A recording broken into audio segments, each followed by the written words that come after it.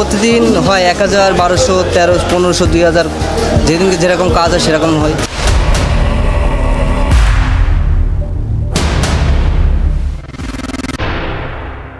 প্রতিদিন হাজারো মাছ কাটা হয় দেশের বাজারগুলোতে। মাথাগুলো যায় আবর্জনায়, কেউ ফিরে তাকায় না। কিন্তু জানেন কি, এই ফেলে দেওয়া মাথার ভেতরেই লুকিয়ে আছে এমন এক জৈব রত্ন যার প্রতি কেজির দাম 60 থেকে 90 লাখ টাকা। এটা কোনো কাল্পনিক গল্প নয়। আজ আমি আপনাকে নিয়ে যাব এমন এক জগতে যেখানে বিজ্ঞান, উদ্যোগ আর পরিশ্রম মিলে তৈরি করেছে এক নতুন সোনার খনি।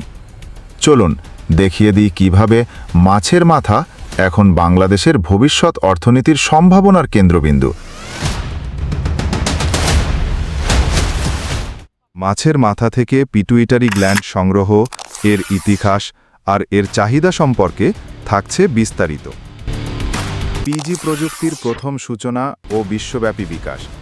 1930 সালে আর্জেন্টিনায় বিএ হাউসে প্রথম করেন মাছের পিটুইটারি এক্সট্রাক্ট ব্যবহারের উদ্যোগ, এক ধরনের হাইপোফাইসেশন নামে পরিচিত পদ্ধতি, যা মাছের প্রজনন প্রক্রিয়ায় ব্যবহৃত হরমোন হিসেবে কাজ করে।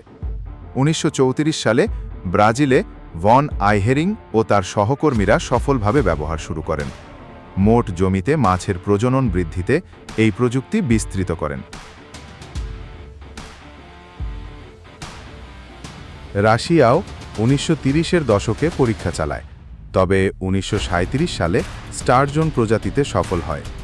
1937 সালে খান প্রথম সিরাইনাস মৃগালায় ম্যামালিয়ান পিটুইটারি ব্যবহার করে প্রজনন উদ্দীপনা জানায়। 1955-56 সালে রামস্বামী ও সুন্দররাজ ক্লারিয়াস ও হেটেরোপিওনিস্টেস জাতে সফল হন। 1957 সালে চৌধুরী ও আলী কুনহি বড় কার্প যেমন লেবিও রোহিতা, সিরাইনাস মৃগালা ইত্যাদি ইনজেকশন ব্যবহারে সফল হন। 1963 সালে চীনা কার্পে হাইপোফাইসেশন প্রয়োগ সাফল্য লাভ করে। হীরালাল চৌধুরী, যিনি father of induced breeding in carp নামে পরিচিত, তার গবেষণায় ভারতীয় এমএসসি ও পিএইচডি নিয়ে পিজি ভিত্তিক ব্রিডিং পদ্ধতি প্রতিষ্ঠা করেন, যা পরে ব্লু রেভলিউশনে গুরুত্বপূর্ণ ভূমিকা রাখে। সেদিনের সেই আবিষ্কার আজকের বাজার মূল্য সর্বনিম্ন 60 লক্ষ টাকা। বড় মাছ আমরা যখন কাটি তখন ওর পাশাপাশি যে গিলানটা বের করি, এর কারণে আমরা একটু উপকৃত হই। এটা একটা 4 টাকা করে আমরা বেশি। প্রতিদিন হয় 1000, 1200, 1300, 1500, 2000, যেদিনকে যেরকম কাজ হয় সেরকম হয়। আমরা যেটাকে খালি ঝোল রান্নার কাজে দেখি, সেটারও আবার ভেতরে এমন কিছু থাকতে পারে তা কজনই বা জানত। যশোরের এক তরুণ জানতেন।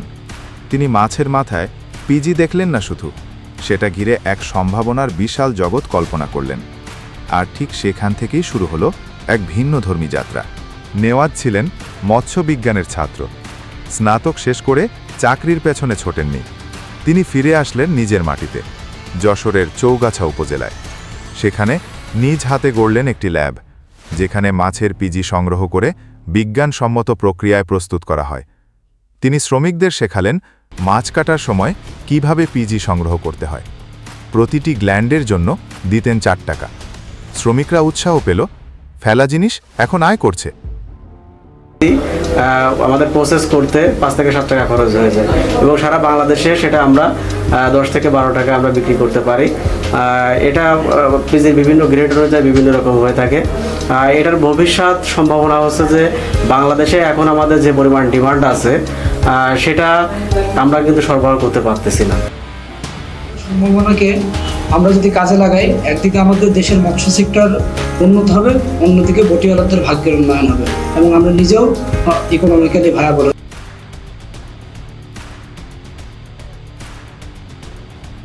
আমাদের দেশে তাহলে কিন্তু প্রান্তিক পর্যায়ে যারা ফার্মার আছে তারা কিন্তু আপনার এই গ্ল্যান্ড ইউজ করে বা ব্যবহার করে তারা কিন্তু তাদের মাছের প্রোডাকশন বাড়াতে পারবে এবং আলটিমেটলি আমাদের যে বাংলাদেশের জিডিপি বা আমাদের যে প্রোটিন ডিমান্ড সেটা কিন্তু আমরা ফুলফিল করতে পারবো।